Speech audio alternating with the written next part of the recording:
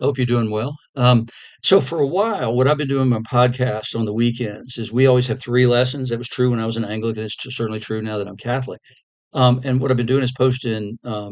I've been handling those lessons Friday, Saturday, Sunday. So the Old Testament's on Friday, the Epistle is on Saturday, and the Gospel is on Sunday. Just that's just the way that I choose to do it.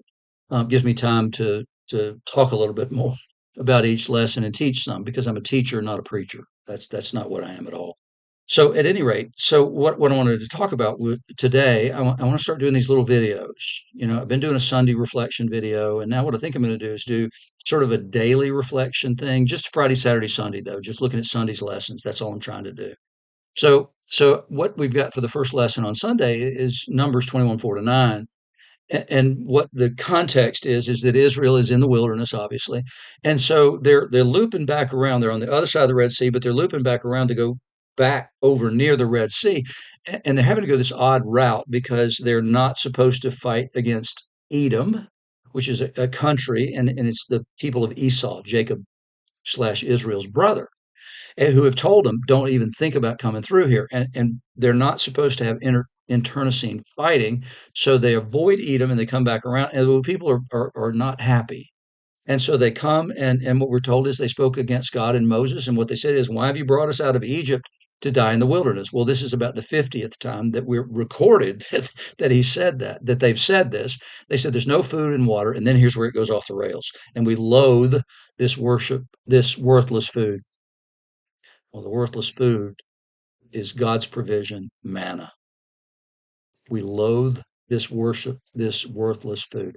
So the first part of it, right? Why have you brought us out in the wilderness to die? Moses could look at him and go, "Yep, you're right. That's exactly right." I was so in need of something to do when I was out there tending sheep for my father-in-law that I decided, you know what? I really hope he sends me back to those people, the people who treated me so badly the last time I was with him. I hope that God will come and send me back, and I'll get to go through all this hell of having to deal with Pharaoh and face all this stuff and deal with all these people, and then who will criticize me constantly while we're in the wilderness and refuse to take responsibility for anything they've done. Like, the reason we're still in the wilderness and you're still eating manna is twofold. It's first that you made a golden calf.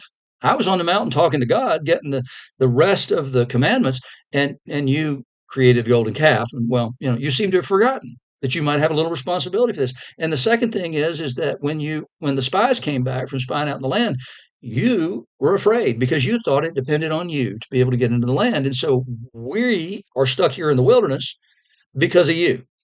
That's the whole reason we're here. Because God said, you're not going to go into the land because of this. And it falls back on me at some level because I'm a failed leader because, you all did this, but I'm a failed leader. And so, he could have been so sarcastic, which is what John would have done. But he didn't. He didn't. So what happens is, in punishment for that, God sends fiery serpents on them, and anybody who gets bitten by them dies. At that point, when they're paying a price for their sin, they come to Moses and say, "We've sinned. We've spoken against the Lord, against you.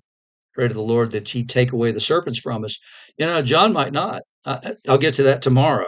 Might be the way John reacted. That's the reason he didn't choose me to be Moses. So Moses, though, he prays for the people.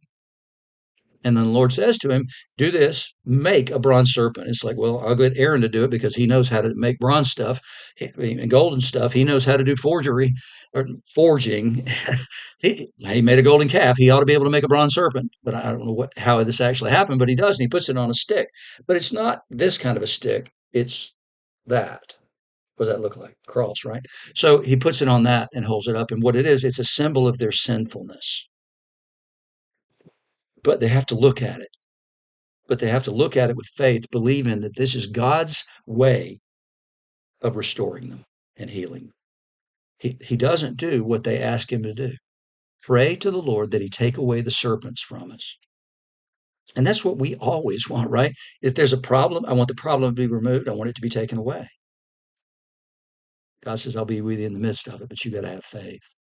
And you got to look at that thing. And that's the only way you're going to be saved. You're going to look at it with faith, believing that that is my chosen way. And as I sit here, I look right there and I'm looking at a crucifix. I'm looking at a crucifix. But that's God's way is we have to take responsibility for our sin. And then his solution is to make us look at that sin and at the same time deliver us. Beautiful. Beautiful. I'll see you tomorrow.